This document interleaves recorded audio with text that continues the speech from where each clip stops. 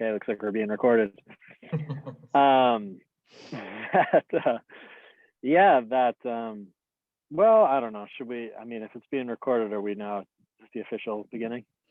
Let's go ahead and start, officially? Seth, because people will come in and out, and okay. Yeah, so let's go ahead and start. I just want to thank everyone for coming, and I'm happy to have you. I'm happy to have Seth, and I'm looking forward to this talk. So, Seth, go ahead and go for it. Cool. Hi, everybody. I'm Seth. I am currently in Nevada City, California. I am from Boston, Massachusetts. And I was a Buddhist monk for about a decade, mostly in Germany, but also spent time in France. I spent a couple of years in India. I did some retreat in Australia. So yeah, just been all over the place. And since returning back to America from my monk journeys, I began teaching meditation. I was teaching meditation actually at MIT, at the college there in Boston, and also started teaching in some of the schools and some of the high schools and middle schools even, to try to really connect to some of the kids, and just tried to see how I could help and support the community. And I also learned a form of energy healing while I was in India, so I started doing that as well. And then began leading retreats. And then COVID happened, and I moved my whole thing online and started doing one-on-one sessions with people and seeing clients, and it's been super powerful. I feel that I'm finally able to reach the depth with people that I've been actually yearning for. That a lot of the meditation classes and things I do, it seems to be kind of surface level. And being able to work with people one-on-one for, a couple months at a time, really deep, and it's beautiful to be able to support people in those deep places. So, I have a lot to share, whether things from the Buddhist perspective, whether things from the human perspective, whether things from the metaphysical perspective, right? A lot of things with energy healing, deals with also like beings of other dimensions and all sorts of fun things like that. My daily life, I'm talking with a lot of people, working through their past traumas, learning how to navigate emotions, learning just how to be a human being, a healthier human being. So I could talk about a million things in a million different directions. But one of the things that I usually do in my talks is I begin my talk by seeing if there's any questions, to see what people want to know about, what people want to learn about, what you'd like me to talk about, right? I hated school because I felt like the teacher would just talk at me and didn't really care if this is like what I wanted to hear about or not. So I don't want to be that. I want to really answer questions and see where you guys are at and what you need, and like why you're tuning into this talk today. You're here for a reason, so you obviously want to get something out of it. So I'd love just to open it up and maybe gather a whole bunch of questions and answer it all in one big talk, or I could do point for point. So we'll see how it all goes. Let's see what you guys have to say. And Yeller, are you raising your hand there? Yeah. If that's okay, I'd love to kick it off with a couple questions. Yeah, go for it. Hi, nice to meet you, Seth. What's up, brother? I am interested. I was talking with someone this morning, and we were like kind of jamming on this idea that like we have to make time for the healthy parts of our lives, like working out and like getting outside and hiking, especially in the crypto space, which is like what a lot of the people that you'll see here are focused on and are working in. And we were talking about how it really should be the other way, right? We should have these holistic lives where we're exercising, we're experiencing, we're traveling, we're having these wonderful experiences, and we're making time for work. But it's flipped, right? And I guess I was curious for your perspective, like how you see kind of or what tactics maybe that you use for like creating more balance, creating more like harmony in your life, so that you feel like the work you're doing is equalized by like the healthy aspects of whether it's like meditating or exercising or these types of things. And what do you do? Like, how do you make that happen? Like I'm like 80-20, right? Maybe like 90-10, like work and like what we call crypto. Cause I think work and research and like almost like interest leads you down these pathways sometimes. And then you find yourself, you're like, oh, it's midnight already and I'm still like looking at the computer. Like I should have gone outside or something, right? So how do you combat that if that's if that helps you kind of see the perspective that I'm coming from? Sure. Okay, I'll take that. And Blair, you also had something? Yeah. So I was thinking about a teacher that I listened to recently that I go to her Dharma talks a lot, and she did a talk about Sangha and community, and the lineage of Buddhism has so much to say about the importance of Sangha in one's kind of spiritual growth in community, and kind of what like we want to build with MetaSpace and in general, and a lot of Ethereum is like, or Web3 is like connecting communities.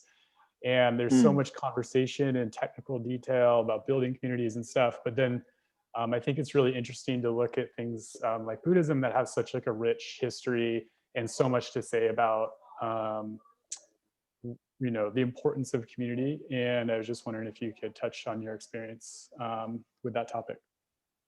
Sure, great question. Yeah, anything else? As long as I'm gathering them. Rachel, you guys all have this like thing where you raise your hand like this. What's that about? Like a special. Yeah, we use that so that we don't all end up talking over each other. So yeah. It's like the Ethereum logo. Okay. Yeah, go ahead. That would be more like that.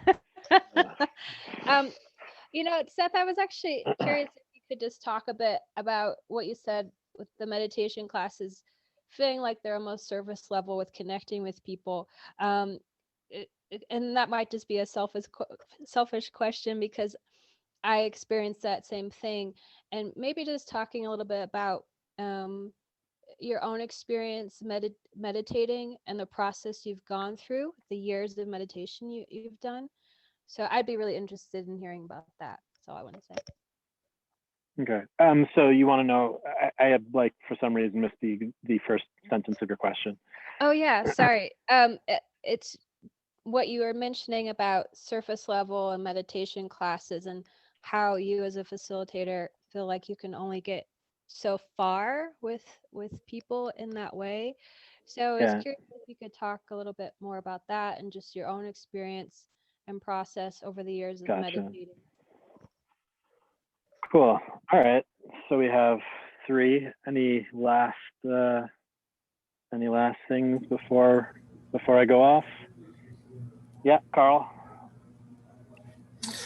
Just wondering what your daily meditation looks like, whether it's time that you spend on it and when in the day, or how you meditate. Cool. Okay, thank you.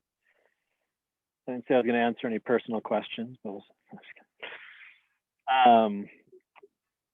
anybody else also? Is that good?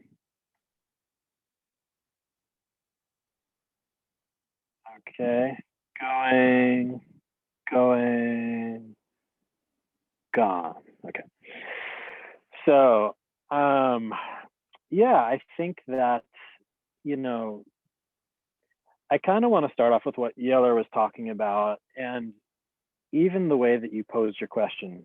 So this idea of making time for your practice, right? Even that expression, it's kind of, you know, exhibiting a wrong understanding about it, right? Because like, well, first of all, we can't make time to begin with, but more than that, you then said, you know, we should be, right? So I feel like the real point of of being able to find balance in our lives, it comes down to, what do you want? What do you want? What do you care about? What do you prioritize?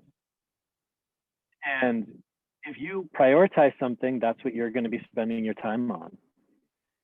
And if you prioritize the crypto space, and that's super important, and that's where you want to be putting 90% of your energy, there's nothing wrong with that, right? So if that's what you want, that's fine. And if you're saying like, I want to spend more time outside, then I would say, okay, well, that's a different story. And I'd say, well, then spend more time outside, right? So it kind of comes down to really simply just saying, here's what I want, and then figuring out your way of doing it. The crypto space specifically, and I do, crypto like buying and trading. I don't do any kind of development. I'm not in the back ends of anything. And I know what it's like to be sitting up at night watching like the graph 3 leverage long, trying to like buy it as it's gonna go up, or I woke up at 2 a.m. last night trying to get in on like the Polka cover IDO, and I was like, 2 a.m. with my phone, like, what the fuck am I doing? So it's normal that we're gonna fall into these weird places of like imbalance with it all. But it's like a living system, and we kind of feel it out. And I'm lucky that I get to live in a beautiful space where, I use my body as my instrument to tell me that when I'm on the computer too long, I feel sick or I get a headache or like something's happening. And I just say, at the end of the day, it's not worth it, right? It's not worth it. Why am I even doing crypto stuff? It's to make my life happier, right? It's to become richer. It's to be part of a future thing. It's interesting. It's geared towards happiness, but if it's making me unhappy, then I have to re-examine it.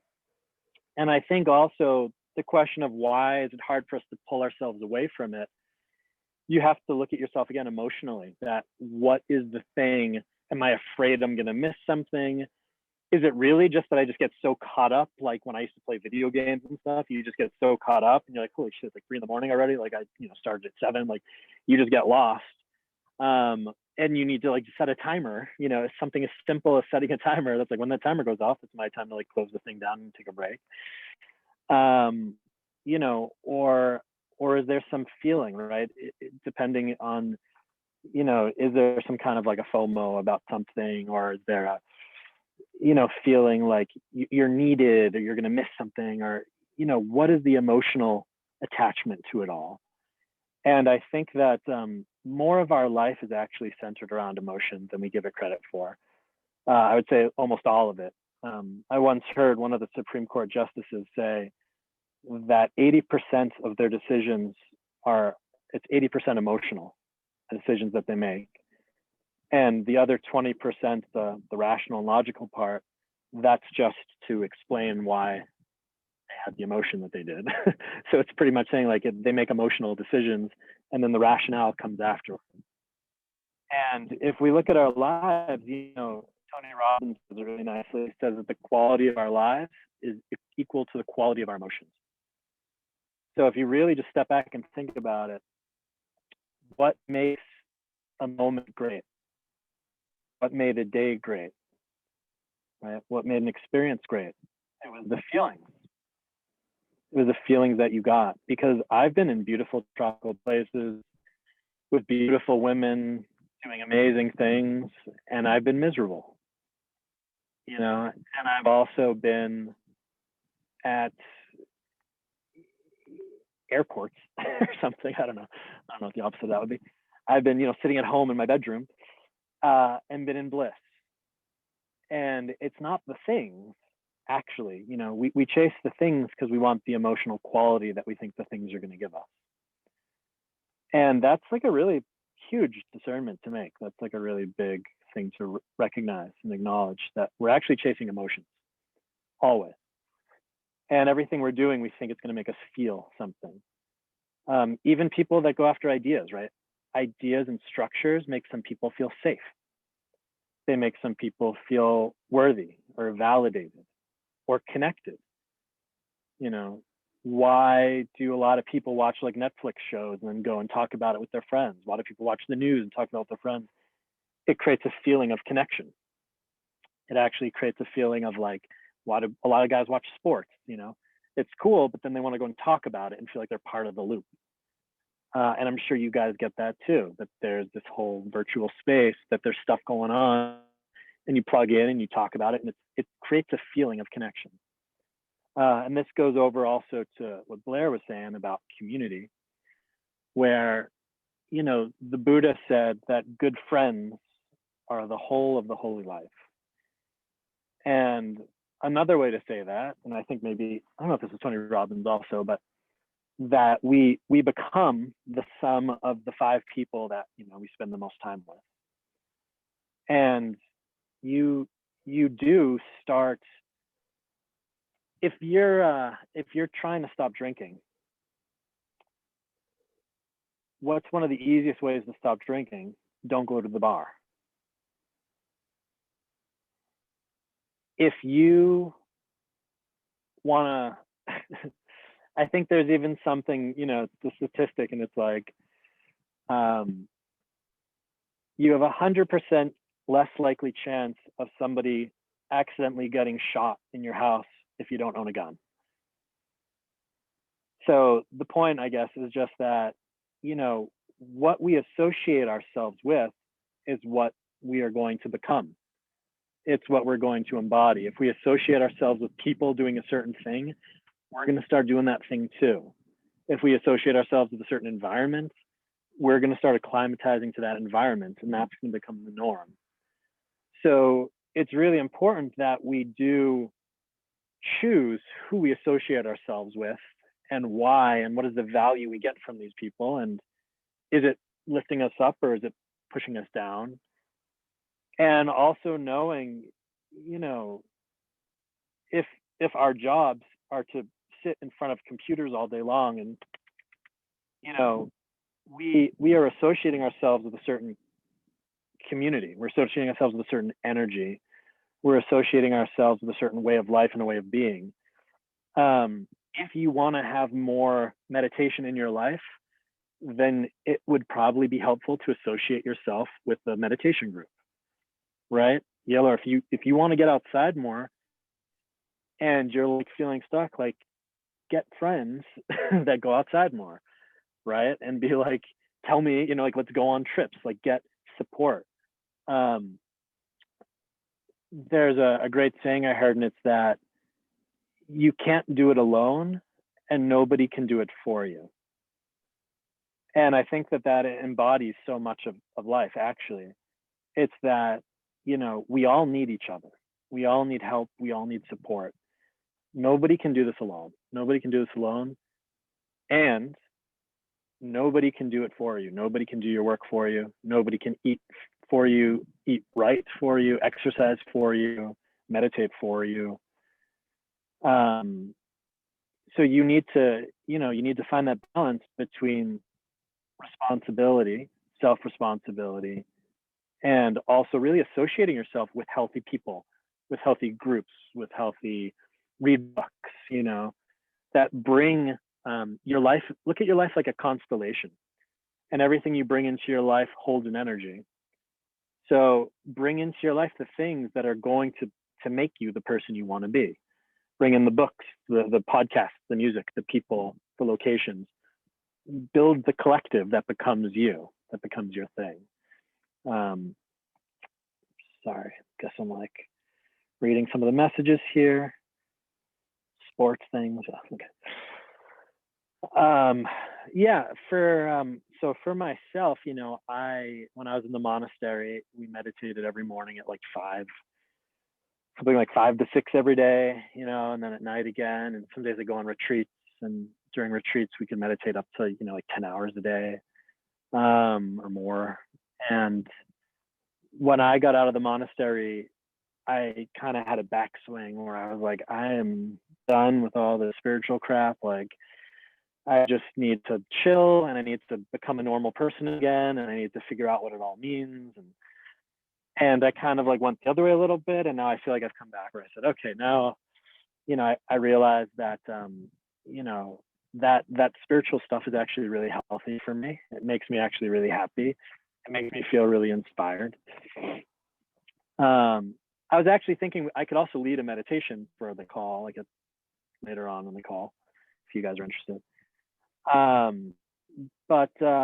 Yeah, I, now feel like what I call meditation, it kind of becomes a little more formless. Like I do things like, Carlos, it's your question, like I do, some formal sitting meditation, but I do that a lot less often now than I used to. I feel for me now, my meditation, it more involves when I'm out in nature, when I'm having an emotional state and I'm just trying to sit and allow feelings to come up and be processed. It's almost like when you meditate, you're strengthening a muscle, you're strengthening the mind, you're strengthening your ability to focus, to allow, to hold space, to be with something, to observe something. And when you've strengthened that, that's then also something that you use in your daily life. Meditation is not something that like we should keep separate from daily life. It's more like going to the gym. You go to the gym so you have a strong body all day long, right? You eat healthy so you're healthy all day long. You meditate so you have a strong mind all day long. So it's also the same kind of thing, is that meditation has a purpose. And once you kind of get to the essence of meditation, the form can also drop away. Like I can just sit here and not have thoughts, and a lot of people don't think that's possible, but it's like I can just sit here and not think and just sit.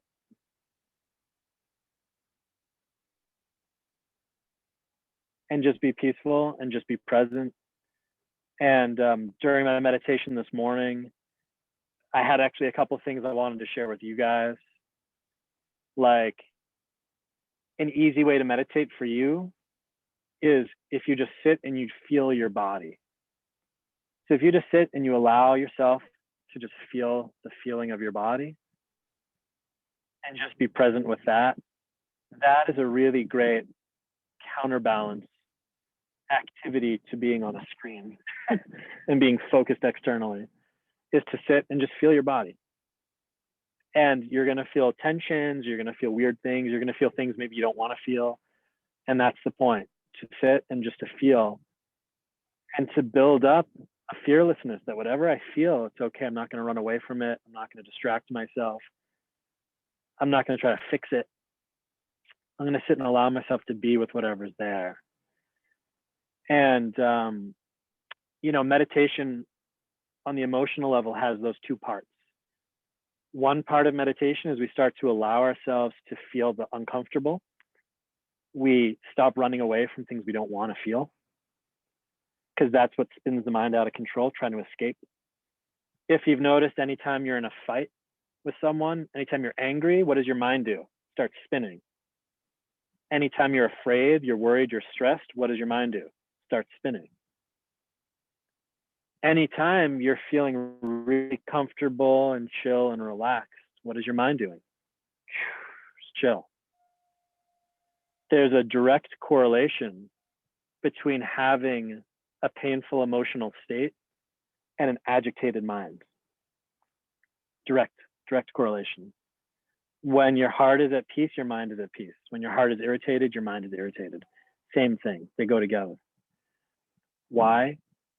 Because when our heart is irritated, it's uncomfortable. We have aversion to it. We're trying to escape it.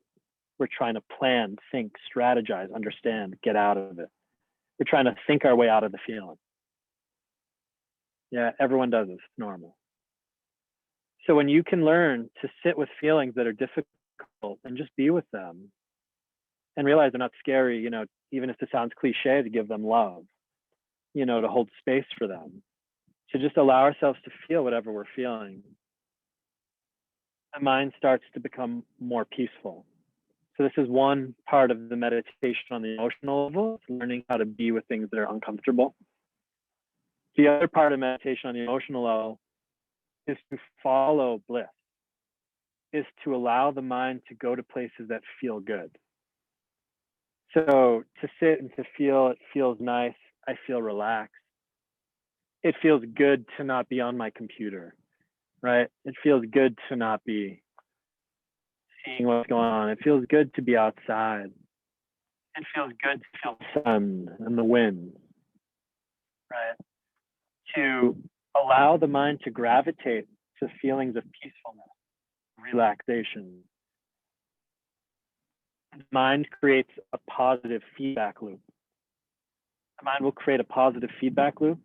The more that the mind feels pleasure, the mind gets sucked into pleasure. If you've ever noticed, like when you smell something really good, you're like, ooh, what's that, right? You taste something good, ooh, right? You see an attractive person, whoa, right? That the mind is drawn towards things that it's pleased by. So, you know, as a mind hack, right? The mind, if you touch a hot stove, right? What does your body do almost instinctively? Pulls back, right? Somebody comes in the room that you don't like, pull back. That we instinctively pull back from things that are painful. We pull back from things we don't like. And instinctively, we're drawn towards things that are pleasurable, drawn towards things that feel good. So if going outside, Yeller, feels like you're making time to do this thing that you have to do, right? And you're creating that feeling of like stress and duty and responsibility around it, you're not going to be drawn to it naturally, right? That's being stupid with how we use our minds. If we're saying to ourselves, I'm going to do this thing that feels really good and I love it, you're going to naturally want to do more of it, right? And when you're meditating, if you start to feel good just sitting here, you're going to naturally be drawn into the present moment deeper and deeper and deeper because it feels so good. So there's actually a name for this. I think it's neuroassociative, it's like neuroassociative conditioning, something like that. But it's about like, you know, how to get people to stop smoking, right? You have them smoke packs of cigarettes because they used to assign pleasure to smoking. But if you have them, you know, smoke a lot, then suddenly they assign pain to it and they want to stop. So we actually, if we can assign pleasure and pain to the correct things, we'll naturally get pulled towards doing things that are better for us, and we'll naturally have aversion to things that are unhealthy for us. Yeah, so Yeller, go ahead. Thanks for like clarifying that. I wonder, so in my mind, I love hiking. I love going outside. But in my experience, my day to day, like sometimes it's like I could just sit there all day at the computer because I also love that, right? Like I love the work I do. I love the communities that I'm in. I love like finding out what projects are out there and like diving deep into them, right? Especially because crypto moves at 1,000,000 miles an hour. By the next week, it's a whole new thing. But at the same time, I know that like I desire balance between both, right? Between the holistic, healthy aspects of my life and like working in community and like working on many projects and feeling challenged, but also feeling rewarded. So yeah, maybe it's just like a temporary imbalance for me where it's like, I don't know, what do they call it? The honeymoon phase of a new relationship, right? Where you're like, oh, this is so great. Everything's so wonderful. And then like you work through it and you're like, okay, I've been doing this for 3 years. And like, you know, there's still amazing aspects of it, but like I need a break from all of the continuous online activities with work at least. And I guess I'm probably not the only one. I know a lot of other people, especially engineers, are like, oh yeah, I should like go outside or like eat something. And so like, that's what I'm trying to think is like, how do we solve for that? Right? Like reassign, like you were saying, reassign, I don't know what you called it, but reassigning the pleasure and pain, like, so that there is a really strong, like, I want to reassign pleasure to going away from my computer, going outside, being in nature for like an hour, a couple hours, going to the gym, like finish that feeling of finishing an exercise routine and being like, oh, I feel so much better now that I did that. Right. Like now I feel like my day is complete versus if I just work all day long and then I like eat some food and then I'm like veg out. I don't feel as good as if I got out and spent that time. Like it feels only 70% versus like feeling 100%. Yeah. And I would say that, you know, the hardest part is starting, because once something is part of your routine, it becomes easy to do again. And I would say to put it in your schedule, you know, like in your schedule, whatever you use for your calendar, like say at this time, this is my time to go outside, or set an alarm on your phone.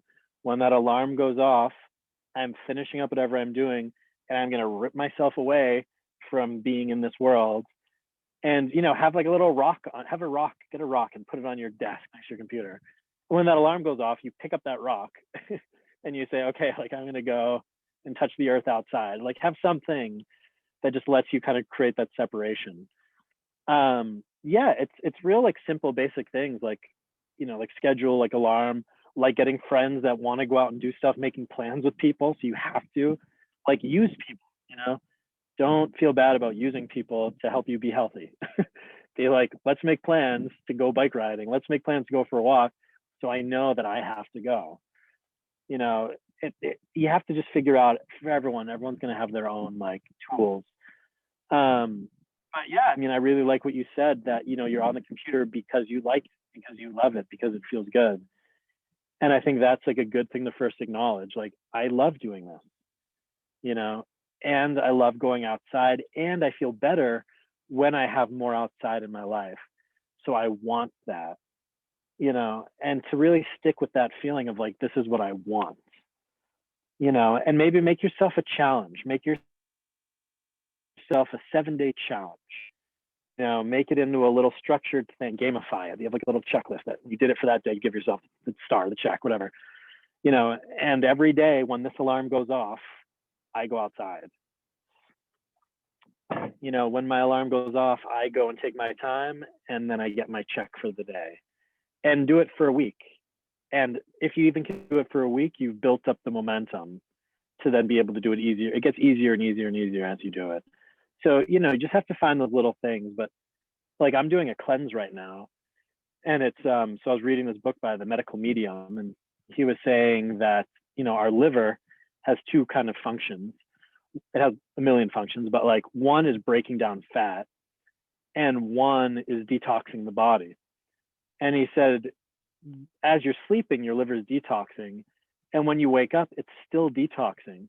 But as soon as you eat fat in the morning, your liver has to switch functions and has to switch from detoxing to breaking down fat. So to do a liver cleanse, it's drinking lemon water all morning and not eating fat until lunchtime. And so I'm like retraining myself to like not go for like the bacon, ham and eggs, whatever, you know, not to go for like the nice big fatty buttery breakfast, but to have to do like fruits and oatmeal and smoothies and lemon water, and then only at lunchtime. And it was hard for the first few days, right? It's hard to stop those habits, those cravings. But as I'm doing it more and more, it's feeling good. And now it's just becoming my routine and it's natural. And I almost like forget what it's like to wake up and eat eggs. You know, now I know what it's like to wake up and drink lemon water. And so, you know, the hardest part is just getting that momentum, starting the ball rolling and finding different tricks, you know, tricks and tips and things you can do to do it for yourself. Rachel. Yeah, I was just wondering if you could maybe talk or speak on like, I think those who have a hard time finding a routine, whether that's discipline or whatever you want to call it, but those that, you know, like, oh, I know this would be good for me, and I know I like this, but I can't seem to create a routine for myself.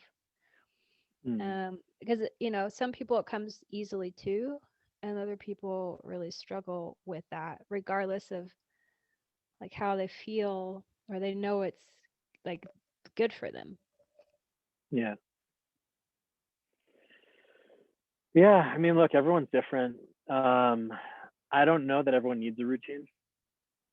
You know, I don't know that everyone needs a routine. I think it also, again, it comes back to what do you want.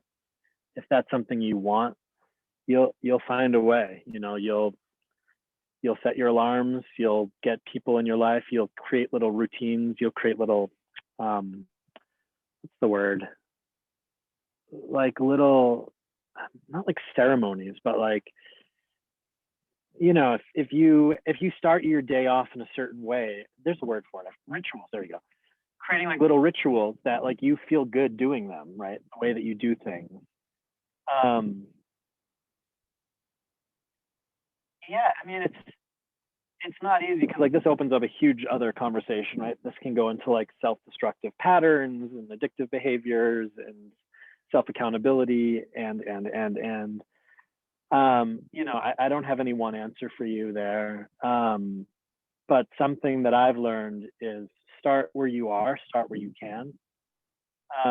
Do what you can do.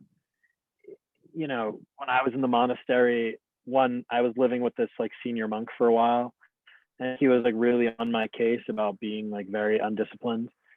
And he like tried to get me to do all these things, and I like, wasn't doing them. He was getting more and more upset. Finally, he's just like stormed up to like where I like was on my bed, took my shoes, and he put my shoes next to each other like that. And he just said, like, always put your, he was like Vietnamese, like always put your shoes like this, you know. And he let go of everything else, and he just focused on making sure that every time I took off my shoes, put them next to each other. Just one little thing. And as soon as I kind of got that down, it was like it created like leverage, right? It created like a ground to then build the next thing on or around. And so there's something to be said of like, do the easy thing you can do, whether it's make your bed every morning, whether it's go to the gym, whatever your thing is that you can do, just do one thing, but with like, I have to do this one thing. And make it something that's like easy to do, but just do it every day, no matter what. And then you can kind of slowly build around that. And also like, you know, like when I was going to the gym every day, if I'd miss a day, then you just go again the next day. So like we have this thing, like if we miss a day, then we've like lost it's crap. Like you can, like we don't have to be so rigid with ourselves. Like routines can also be like a general thing, like a general routine. I go to the gym a few times a week, right? I meditate a few times a week. I go for big walks in nature a few times a week, right? It's not every day. It's not every day at 4. It's not this. It's like, you know, some people they work like that, and some people they just need more of like a general field to play in.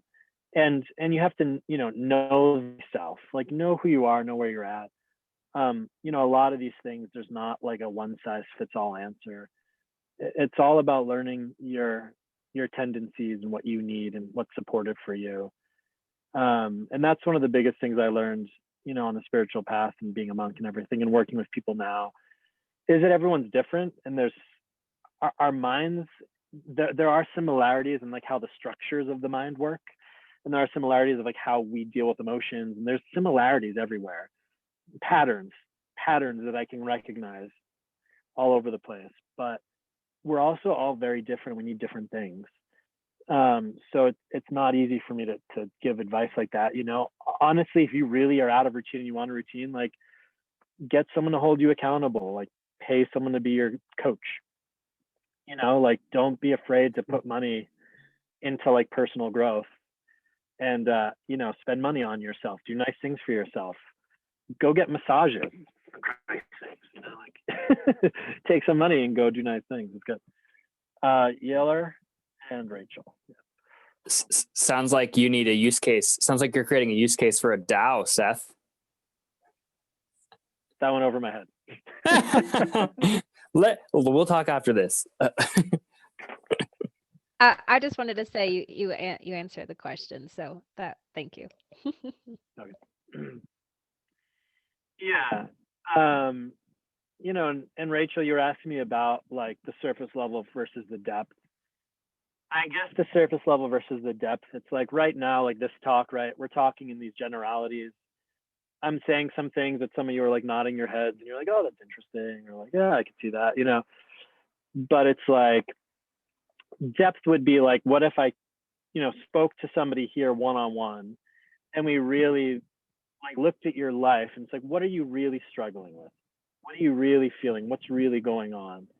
And kind of breaking that down and seeing, you know, it's funny, actually, this morning, I thought like I wanted to write a poem, like kind of started coming to me. And I wanted to write something like, you know, we build emotional walls to keep people out, and yet we complain about being lonely. We want love and connection, yet refuse to drop our protective shield. We want to be seen, yet are so afraid of rejection we don't show ourselves.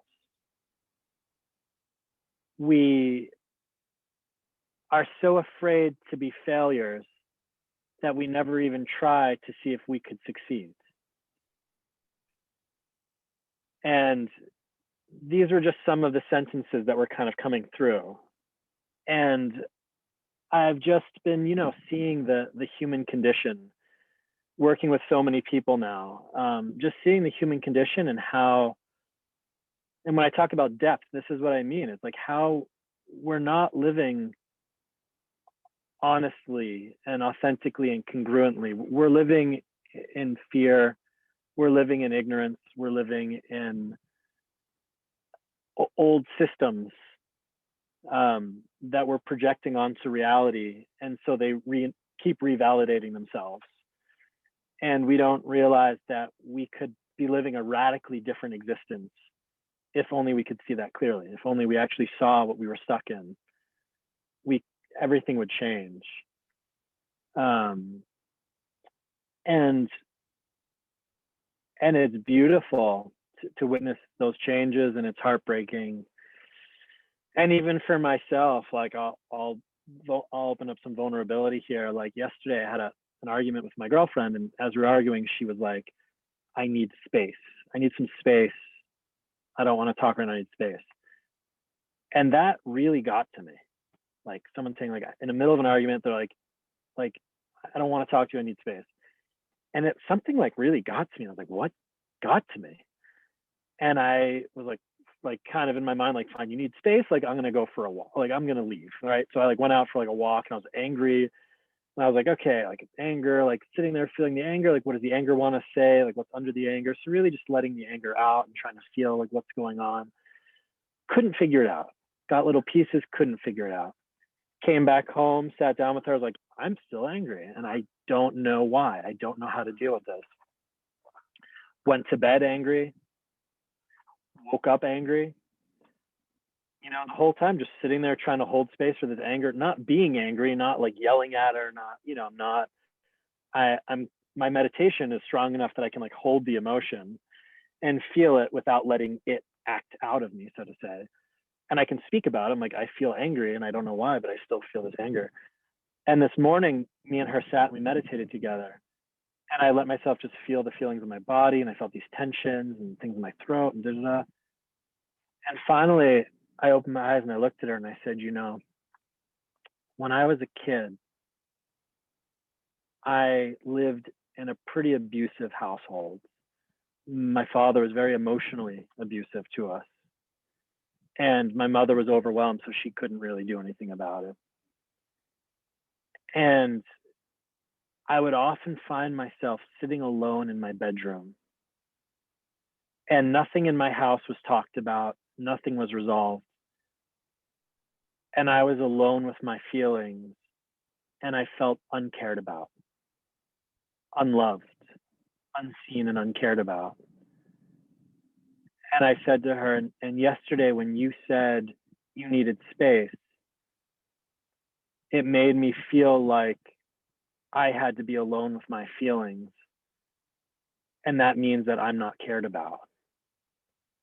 And then I just started crying and I sobbed. And a lot of emotions released in that moment. And I saw that I was equating somebody saying that they need space to be with themselves, which is super normal, to me not being loved, to me being alone and not cared about.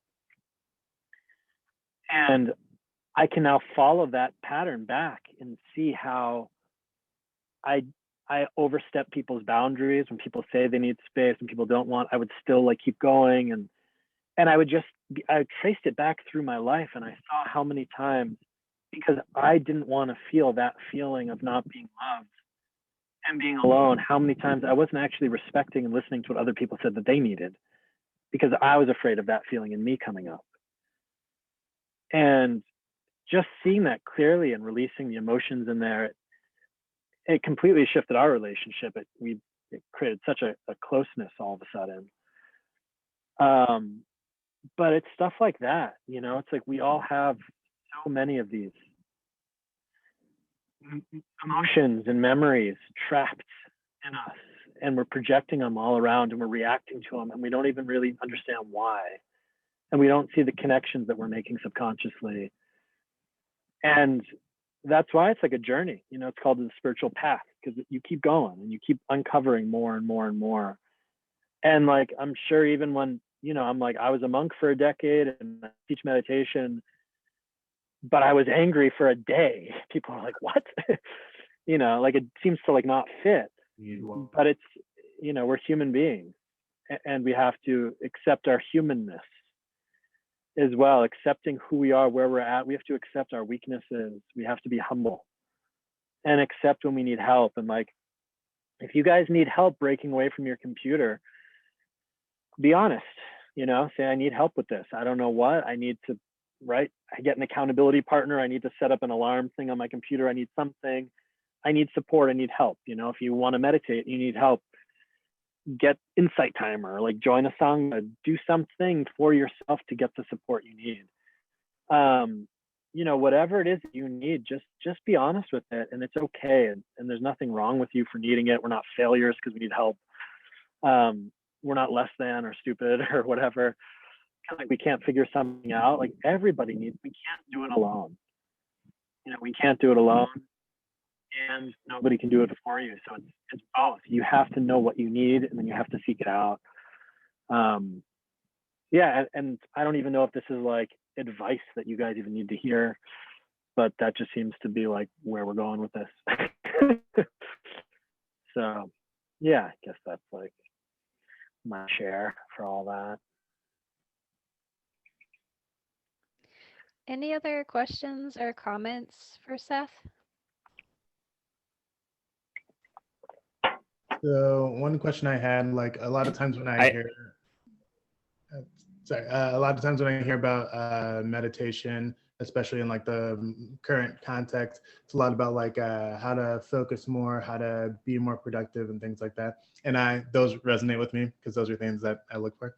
Yeah. And I'm just curious, like how much of that has always been like what a benefit of meditation, like in the religious context, like it's like, oh, you can focus on whatever, or is it kind of like a thing that we've extracted from it? They're not like, hey, you want this is the way to get your focus, go meditate, or has it always been a part of that package? Yeah, that's a really great question. Thank you. Buddhism, interestingly, if you go to Tibet, they have like pictures of all these gods, right? And they have the prayer flags, and they're wearing these bright robes, and it's all kind of like, rah, and all the stuff. You go to Thailand, and it's guys sitting alone with a bowl in the forest with nothing. And you go to China, and they have walls and walls of books and scripts about philosophy and understanding and stuff, right? And you go to the US, and you have like self-help, relaxation, managing stress, mindfulness in schools kind of stuff. So Buddhism actually, you know, since always has shifted to meet the cultural needs. If you go to Tibet, it's just a bunch of rock.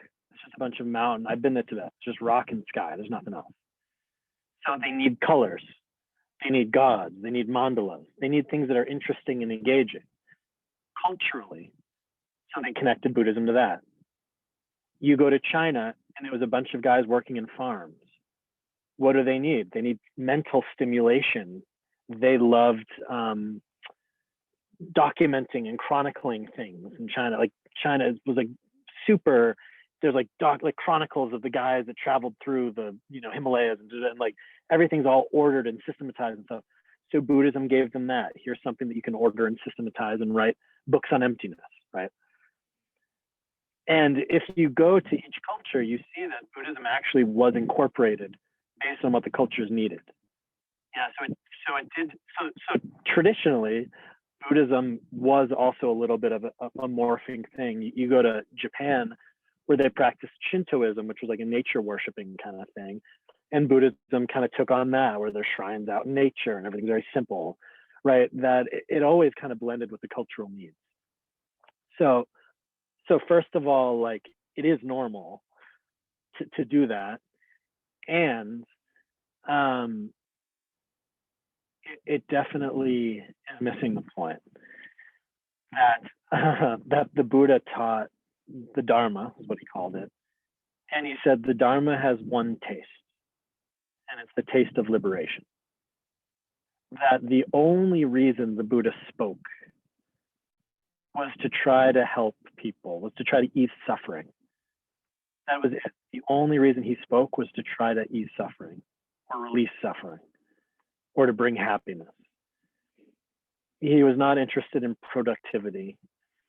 You know, he was not interested in how do I use this to get myself more entrenched in the world. He said, you know, there's some people that go to a tree searching for the hard wood, called the heartwood, the hardwood at the center of the tree. People that go to a tree looking for the heartwood, and they walk and they pick up a handful of leaves and they walk away. There's people that go to a tree looking for the heartwood and they pick up branches and they walk away. There's people that are looking for heartwood and they take the bark and they walk away. Right? There's people that are looking for the heartwood and they take the softwood and they walk away. And finally, there's people that go to the tree looking for the heartwood and they take the heartwood. And he said that the people that go to the tree and they just take the leaves and walk away, he goes, those are the people that just take the words of the Buddha and don't apply them. You know, the people that take the branches are those who take the concepts, Buddhist concepts, but don't apply them. People that just take the bark are people that like wear the robes and they decorate themselves like I'm a Buddhist and they show it like, look at me, I'm Buddhist, but they're not really practicing it in their hearts. They're just taking the bark. They're taking the covering of it. And people that take the softwood are the people that are, you know, they're practicing a little bit. They have like a little bit of practice going on, and they're like, and that's enough. And he said, but the people that really take the heartwood, they're the people that really go and they really find the freedom within there. They really get the essence of it. They really get what they're going for. And, you know,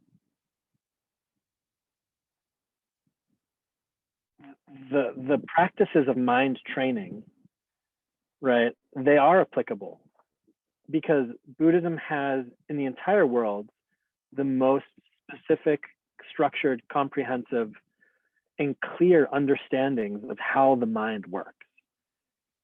And so if you want to know how the mind works, you go into Buddhism. So if you want to become a better athlete and you want to get a better mindset, you go to these monks who know how to do mind training, right? If you want to be more productive and you want to be able to focus more, you take this mindfulness, which is taught by these monks, right? So it's like you can take those pieces and use them. And that's not what the Buddha wanted, but you're not the Buddha and you can do whatever you want. So if you don't care about the Buddha and you don't care about Buddhism, you just want to be productive, and I'd say, cool, then take what you want. It is there to take what you want, use what you want, sure. You know, because the mind works in one way. So this is how the mind works. You know, meditation is about bringing the mind to an object. So what mindfulness is, the word mindfulness, it's actually sati. It means recollection. So actually the word for mindfulness that we use, it actually meant recollection, but it means bringing an object to mind again and again and again. So if it's your breath, you're like sitting here recalling your breath. So it's like remembering in the present moment, if that makes sense. So you're directing your mind at the breath. You're remembering that you're supposed to be feeling your breath. So you're staying there, right? Or recollecting you're supposed to be with your body.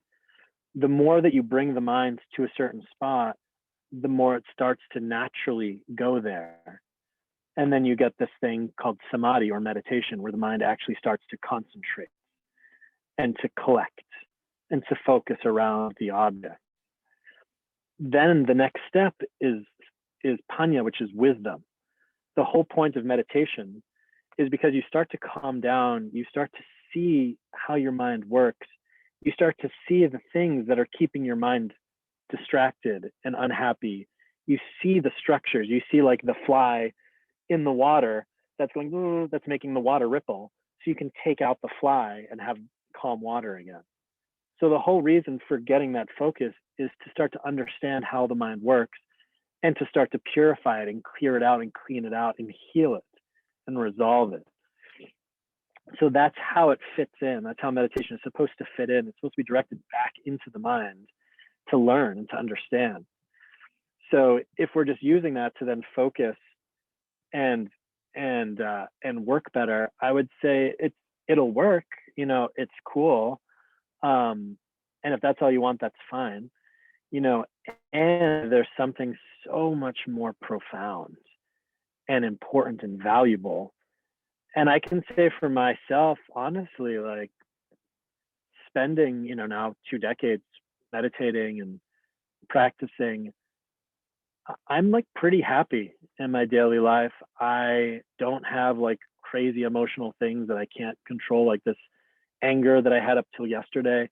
That was like the longest I've been angry in a long time. And also that it resolved in me learning something. It's like, yeah, it's like everything resolves in me learning and understanding and growing. Anything I do, I can do quick. I can learn super fast.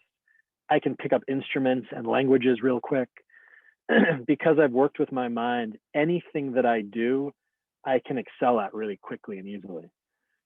So, you know, working on your mind, it gives you the ability to interact with the world in a much more open, agile way. And I would say that these are like symptoms. These are like the side effects. You know, like the side effects of practicing is that you get better at everything, because your mind is at the center of everything you do. Every single thing you do, your mind is at the center of. So if you want to get better at everything in your life, just work on the mind, and everything else will just start to like get clearer. So, long answer. Good answer. Appreciate it.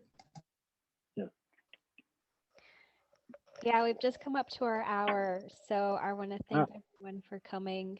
Thank you, Seth. It was a really great talk. Yeah, so I just wanted to, Yeller, you had one last thing? I just wanted to say, can we do like a version 2 of this? I feel like we just got started, and I would love to like do another one of these, like continue this conversation, Seth and everyone. Yeah, I appreciate it. I'm open for it, definitely. And I agree with you. If we wanted to create like a weekly meditation group or something, like we could talk about that. Yeah, this is really just the beginning. I mean, we didn't even get, you know, we just gathered the leaves today. Yeah, if you go on Spotify, I actually have like 150 talks on the mind and meditation that are free, and you can just use them. You know, connect with me on Facebook. I also, funnily enough, was like looking over like Polkadot, and I like wrote in to be like an ambassador to see like, oh, like, can I get involved in any of this stuff? So I would also happily, you know, if anybody is like working on a project and they need like a spiritual consultant or something that have to do with like meditation and stuff, like I thought it'd be funny to to somehow like bring meditation or mind training or emotional training into like the crypto sphere or into the blockchain sphere or into this new sphere of emerging technology. So whatever that could look like, I just thought that that'd be like a cool bridge. And I do spend a lot of my day, you know, checking my Pinex account and stuff. So I am also like in the world in my way. So yeah, I think that this would be really fun. And I would happily join you guys at MetaSpace and skip the Polkadots if that's where things go. Well, that's what we're trying to do with MetaSpace, is create that bridge you just mentioned, Seth. So okay, cool. Yeah. So I would love to be more a part of MetaSpace then. Cool. Awesome. We'd love to have you. You can be a part of it as much as you like. Cool. So yeah, again, thank you everyone for coming. I'm going to send everyone the recording so you can listen to it again as many times as you like. And that's it. Seth Monk on Spotify, and also maybe we'll do this again.